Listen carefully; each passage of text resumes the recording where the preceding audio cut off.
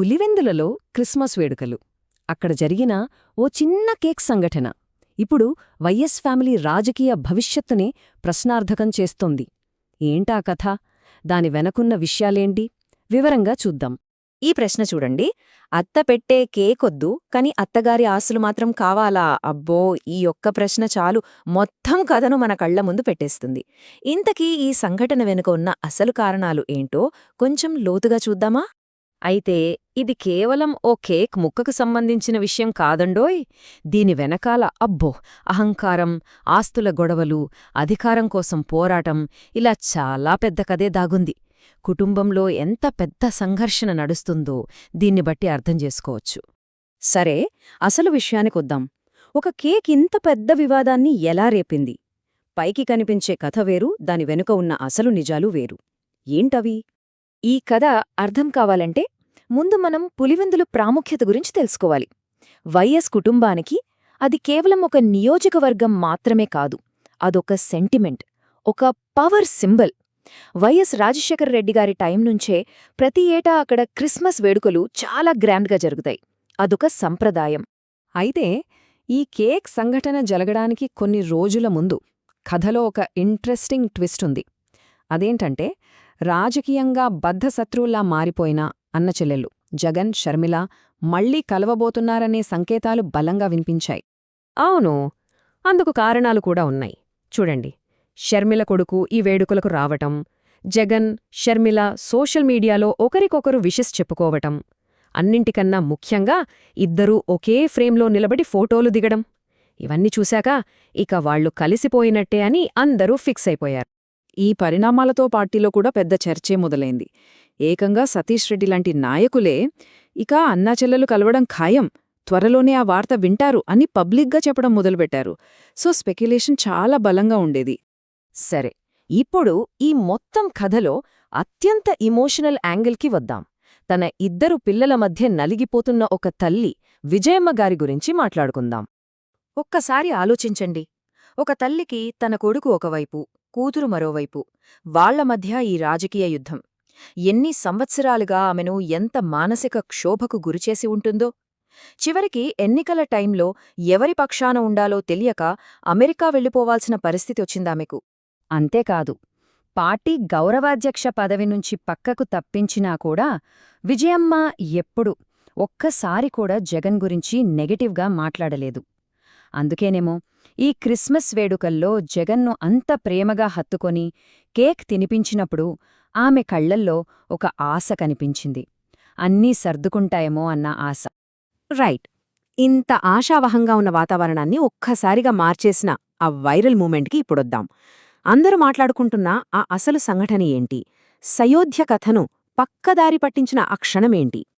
దీన్ని అనలైజ్ చేసే ముందు ఒక్క విషయం గుర్తుపెట్టుకోవాలి.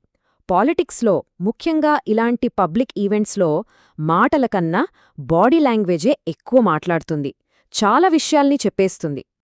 ఇప్పుడు ఆ సంఘటనను స్టెప్ బై స్టెప్ చూద్దాం. క్రిస్మస్ కేక్ కటింగ్ అయింది. విజయమ్మగారు చాలా ప్రేమగా తన కోడలు భారతీరెడ్డికి ఒక కేక్ ముక్క తినిపించబోయారు. కాని భారతి ఏం చేశారు? ఆ కేక్ను నోట్లో పెట్టించుకోలేదు. అదేంటి? అలా కాకుండా విజయమ్మ చేతిలోంచి ఆ కేక్ను తనే తీసుకుని తిరిగి అత్తగారికే తినిపించేశారు. ఆ తర్వాత తనకోసం తనే వేరే కేక్ ముక్క తీసుకుని తిన్నారు. ఇది చూడ్డానికి అరే చిన్న విషయమే కదా అనిపించొచ్చు, కాని దీని వెనక ఉన్న అర్థం చాలా చాలా పెద్ద. ఆ పెద్ద అర్థమేంటో ఇప్పుడు చూద్దాం. అసలు కథకు మూలం ఇక్కడే ఉంది. భారతిగారి ప్రవర్తన వెనుక ఉన్న అసలు కారణం కేక్ కాదు, ఆస్తుల గొడవ. ఇప్పుడు మన ముందున్న అసలు ప్రశ్న ఇదే. సొంత అత్తగారు జగన్గారి తల్లి కేక్ పెడితే తీసుకోడానికి భారతి ఎందుకు అంత ఇబ్బంది పడ్డారు? ఆమె ప్రవర్తనలో ఆ ఇబ్బంది, ఆ అభద్రత ఎందుకంత స్పష్టంగా కనిపించింది? దానికి సమాధానం ఇక్కడుంది. ఎన్నికల తర్వాత కుటుంబంలో ఆస్తుల గొడవలు మొదలయ్యాయి. అవి మామూలుగా కాదు, ఏకంగా నేషనల్ కంపెనీ లా ట్రిబ్యునల్ అంటే ఎన్సీఎల్టీ వరకు వెళ్లాయి. ఇది కంపెనీల మధ్య వివాదాల్ని పరిష్కరించే కోర్ట్. అయితే ఇక్కడ అందర్నీ షాక్కి గురిచేసిన విషయం ఏంటంటే, సాక్షాత్తు భారతిరెడ్డి పేరు మీదే విజయమ్మగారిపై పిటీషన్ దాఖలైంది. ఈ విషయం పబ్లిక్లోకి రాగానే షర్మిలగారు మీడియా ముందు కన్నీళ్లు పెట్టుకున్నారు. మా నాన్న వైఎస్ రాజశేఖరరెడ్డి గారి భార్యను ఇలా కోట్లపాలు చేస్తారా అని ఆమె వేసిన ప్రశ్న జనాల్లోకి బలంగా వెళ్ళిపోయింది. అప్పట్నుంచి భారతిరెడ్డి గారి మీద పబ్లిక్లో నెగిటివిటీ బాగా పెరిగిపోయింది. ఓకే, ఇప్పుడు ఈ ముగ్గురు కీలక వ్యక్తుల మైండ్ సెట్స్ ఏంటో విశ్లేషిద్దాం. ఈ సంఘటన వాళ్ల భవిష్యత్తు గురించి ఏం చెప్తోంది? ఇది నిజంగా కలవడానికి జరుగుతున్న ప్రయత్నమా, లేక కెమెరాల ముందు నడుస్తున్న నాటకమా? ఈ ముగ్గురి ఆలోచనా విధానాలు చూస్తే మనకు క్లారిటీ వస్తుంది. ఒకవైపు విజయమ్మ గారు, ఆమెది పూర్తిగా భావోద్వేగం, ఆమెకు కుటుంబం కలవడమే ముఖ్యం. మరోవైపు జగన్ గారు, ఆయనది పొలిటికల్ యాంగిల్, రాజకీయంగా లాభముంటే సర్దుకుపోవడానికి సిద్ధంగా ఉంటారు. కాని భారతిరెడ్డిగారి ఆలోచన హోల్టమేర్వేరు. ఆమెది పక్కా స్ట్రాటజీ. ఆమెకిది కేవలం కుటుంబ వ్యవహారం కాదు, ఆస్తులు, లీగల్ స్టాండింగ్, ఫ్యూచర్ సెక్యూరిటీ ఇవన్నీ ఆమెకు ముఖ్యం. దీన్ని బట్టే మనకు ఏమర్థమవుతోంది? శాంతి కోసం విజయమ్మగారు చేస్తున్న ప్రయత్నాలు జగన్గారి వరకు చేరాయి, ఆయన మనసు మారింది. కాని అవే ప్రయత్నాలు భారతిరెడ్డిగారిని మాత్రం ఇంకా కన్విన్స్ చెయ్యలేకపోయాయి. సమస్య అక్కడే ఉంది. సో ఫైనల్గా మనం చూసిన ఈ కేక్ సంఘటన పైకి చిన్నదిగా కనిపించినా లోపల ఎంత లోతైన విభేదాలున్నాయో మనకు అర్థం పడుతోంది.